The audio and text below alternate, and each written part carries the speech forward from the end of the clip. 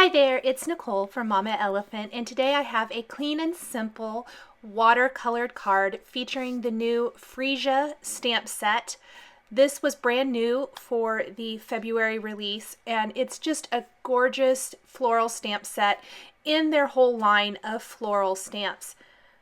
To create this clean and simple card, I took a white piece of Bristol Smooth cardstock and I used a powder tool all over the background to help keep the embossing powder only to where I am stamping the images. And I am going to stamp the images with Versamark ink and emboss them with white embossing powder. This is going to give me some really great areas to watercolor. I kind of call it watercolor cheating. I love being able to watercolor inside an embossed area because the embossed lines help hold the ink inside of that area and it doesn't migrate anywhere else. So what I did was I started with the large floral. I knew I wanted it to be the focal point, and then to make sure I had room for the greeting, I went ahead and stamped the greeting next. And then I'm going to fill in the area around the bottom part of the card with some additional images, making sure that some of them kind of go off the edge. I am going to be die cutting this panel later on, but I started out with the A2 sized panel. So it's 5.5 by 4.25. If you don't want to die cut this panel and you want to keep it as is, you could just simply place this right on a card base and it is good to go.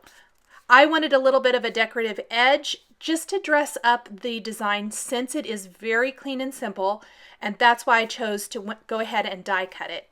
So I'm simply filling in a couple more little areas here. There's going to be a little bit of the design that gets cut off. I want to make sure that the focal point flower and the greeting are the focal point when I die cut this into the rectangle shape. I'm going to start with the greenery and try to kind of do all the greenery all at once. I'm using Zig Clean Color Real Brush markers and a water brush pen to watercolor. This is my current favorite way to watercolor. I think the Zig pens are so forgiving, and the water brush pen blends them out for that watercolor look. If you want a more concentrated blending of color and a little less of a watercolor look, you could skip the water brush pen altogether. Use maybe two, I would only use two probably, or three shades of in a particular color family, so maybe 2 shades of green, and you can blend them together beautifully. The key to some great results, I feel, with the Zig Clean Color Real Brush markers is the Bristol Smooth cardstock. It blends beautifully. The color just glides on.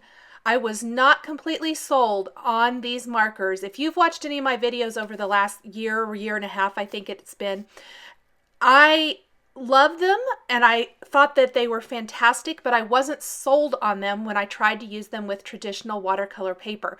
I felt like the results weren't there. The paper pilled up a little bit and I just was so disappointed because I really was looking for something that was going to be fantastic to get those watercolor results really easily. The Bristol Smooth cardstock is totally the key. I use my markers all the time because I absolutely love how they look on this paper. I did blend a couple of colors for the flowers, and this is to get that awesome look of the two-tone. So kind of the darker kind of orange. The color is called Scarlet Red, but it's very, very orangey with the yellow. And then I'm doing some of the buds and other flowers, and then of course the greenery. In total, the flowers, the leaves, any greenery, stems, things like that, and the blue background that I'm going to color once I'm done with all of the flowers, I only used 4 colors. And I think you can get fantastic results with just a minimal amount of markers, which I think is fantastic. You don't need a ton to get some really fun looks with your watercolor markers. I'm going to go ahead and finish coloring in these last few. Like I said, I wanted to make sure some of them were coming in off of the sides, up from the bottom, framing up the greeting. I know the greeting is hard to see right now. since it's in white.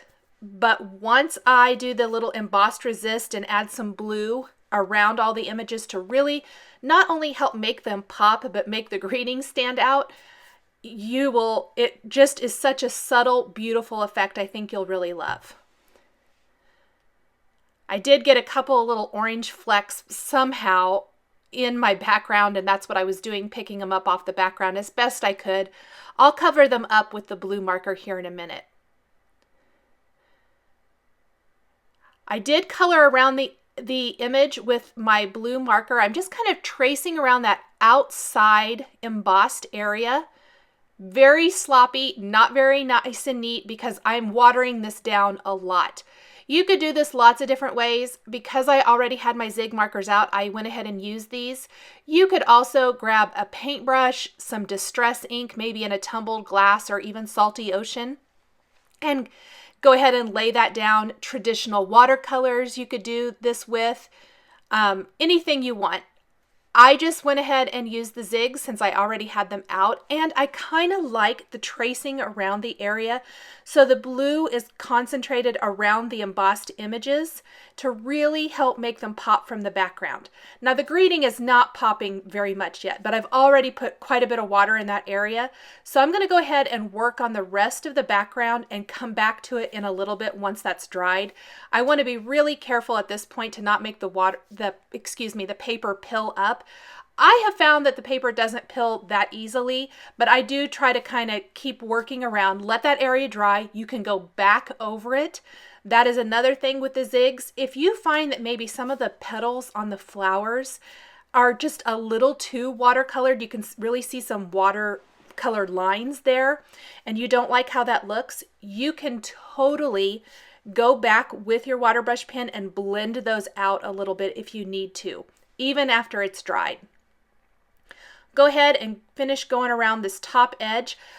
I kind of faded the blue out as I got towards the top of this panel. I did flip it upside down for this part just because I think it's easier. I don't get my hand in what I've already done so far and maybe accidentally smear it.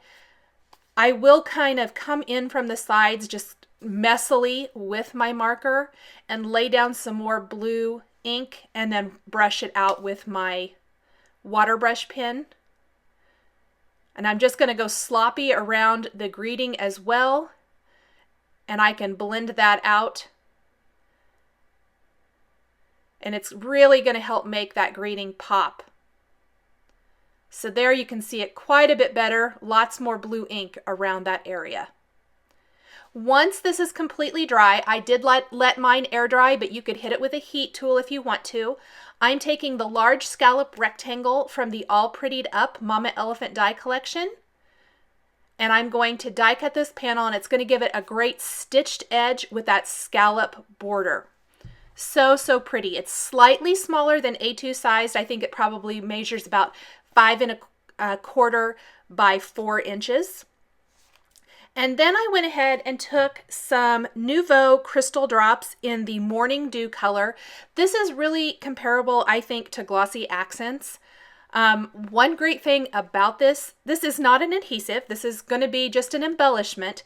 But what I love is that it doesn't clog as much as Glossy Accents. And plus they come in tons of gorgeous colors. I definitely wanted to go for kind of like dewdrops, like little drops of water throughout the design was the look I was going for. So that's why I chose this one. But you can use it in any color that you want. It dries, this one dries clear.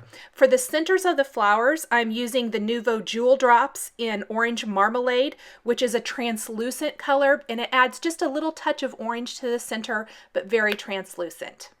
Thanks for joining me today for this clean and simple watercolor card featuring the Mama Elephant Freesia's stamp set. The supplies I used are listed and linked below the video here on YouTube.